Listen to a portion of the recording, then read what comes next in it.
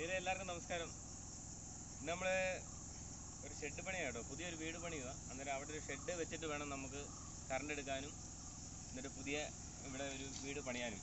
അപ്പം നമ്മൾ ഭയങ്കര വെയിലെന്ന് പറഞ്ഞാണല്ലോ, വെയിലിൻ്റെ 8 കളിയാണ്. ഈ വെയിലത്താണ് നമ്മുടെ വർക്ക്.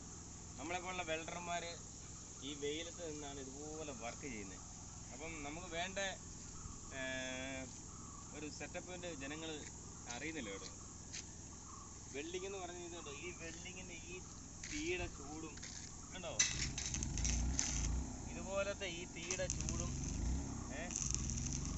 ഈ വെയിലും എന്ന് പറഞ്ഞാൽ ഇത്രയും കഷ്ടപ്പാടാണ് ഈ വെൽഡർമാർ അനുഭവിക്കുന്നത്.